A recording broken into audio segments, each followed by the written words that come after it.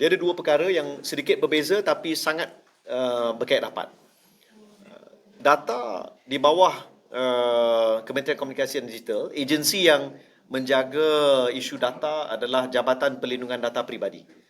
Saya lihat wujud keperluan untuk kita meminda Akta Perlindungan Data Peribadi, Akta 709, bukan hanya untuk memperkukuhkan akta itu, tapi juga untuk memastikan bahawa semua organisasi yang mengendalikan data for commercial transaction, for safekeeping, faham bahawa sekiranya mereka culas, if they fail to protect, maka that failure has serious penalty.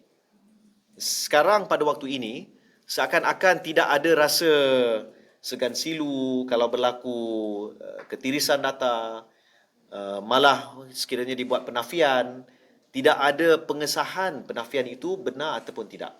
Jadi undang-undang dari segi itu kita sedang usaha untuk perketat dan sangat penting. Aspek kedua adalah aspek keselamatan cyber. Isunya sekiranya kita hendak pastikan data kita selamat, prasarana cyber itu, prasarana internet itu perlu kita uh, pastikan keselamatannya terjamin. Jadi Cyber Security Malaysia, CSM, dia sangat berkesan. Tapi masa yang sama, kita lihat ada keperluan untuk pihak CSM contohnya diberi lebih kuasa ataupun mendapat kerjasama yang lebih erat daripada semua pihak, tidak kira awam ataupun swasta, supaya satu aspek audit keselamatan cyber dapat dilakukan. Dari segi itu, seperti yang saya pernah sebut sebelum ini, sebelum dilancarkan apps baru, wajar pihak CSM secara automatik meneliti, menilai, malah mungkin dalam peringkat sandbox lagi. Dan saya lihat ada keperluan yang agak mendesak kerana ketirisan itu berlaku, penggodaman itu, usaha itu berterusan, dan saya pasti bila saya sebut seperti ini akan ada serangan terhadap aset-aset Kementerian Komunikasi dan Digital. Itu setiap kali saya sentuh tentang isu ini, saya menjadi sasaran. Ya, dan sebelum ini bila saya sebut tentang MyJPJ, saya difahamkan serangan bertubi-tubi dilakukan oleh hackers terhadap para penggodam, terhadap aset-aset Kementerian Komunikasi dan Digital. Tapi berjaya kita tangani dan kita tangkis serangan-serangan itu. Saya percaya selepas ini pun kita mungkin jadi target sasaran. Ya. Tapi we welcome.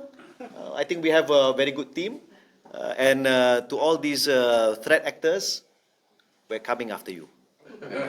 So, Webby, berkenaan Suruhanjaya Keselamatan Cyber itu mungkin ada perancangan bila nak ditubuhkan. So, adakah ia akan berperanan merentasi setiap agensi? Kadang-kadang kita tahu ada limitasi antara KDN dengan KKD dengan kementerian-kementerian lain. So, adakah ia berperanan macam tu? Kita ada agensi-agensi tertentu seperti Mampu contohnya, ya, yang membantu menyelaraskan. Jadi, pada waktu ini kita sedang melihat dari segi ada beberapa agensi yang sedang bincang dengan pihak kementerian, termasuk Laksa, untuk meneliti, menilai aspek perundangan yang perlu menjadi asas untuk satu koordinasi yang lebih menyeluruh melibatkan semua kementerian yang lain. Jadi pada waktu ini kita lihat kita perlu membuat penilaian dan saya percaya dalam masa yang tidak terlalu lama dari sekarang perancangan ini dapat kita umumkan dan bersama dengan timeline garis masa pelaksanaan. Ada sasaran waktu belum perubahan ni? Kalau saya nak semalam. Sebab isu keselamatan cyber ini bagi saya dia sangat sangat penting. Sebagai contoh, saya lihat ada keperluan di pihak kementerian meneliti dan menilai semula dasar kriptografi negara. Ini telah terlalu lama ditinggalkan. Kita lihat pada waktu ini banyak negara sedang bergerak ke arah post quantum, ya, dan kalau dari segi encryption dan juga kriptografi, bagi saya lihat ada keperluan untuk kita meneliti, menilai dan mempertimbangkan pelaksanaan segera quantum cryptography.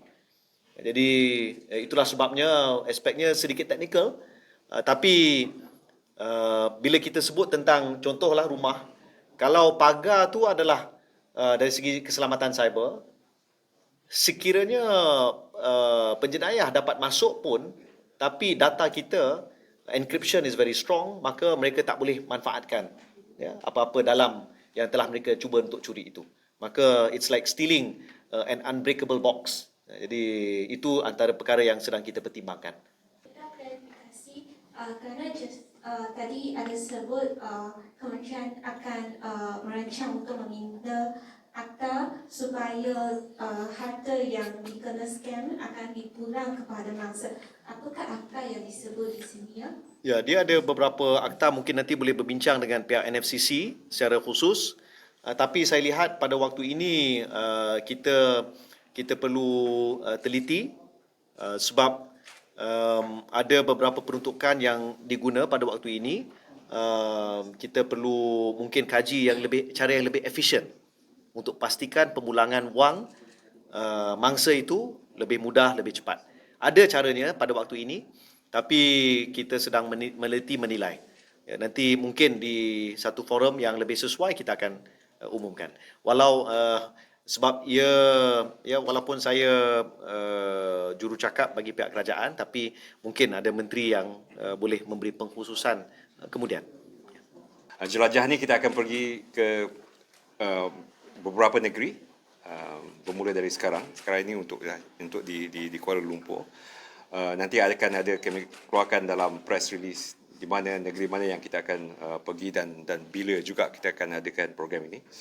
Jadi bagi pihak Celcom Digi, kami amat berterima kasih dan berbangga dapat bekerjasama dalam program ini bersama-sama dengan CSM dan ada agensi-agensi yang lain. Bagi kita seperti yang YB Fahmi sebutkan tadi berkenaan data peribadi adalah amat penting bagi kami. The ultimate for us, how important is it for our customers to keep the privacy and their data safe.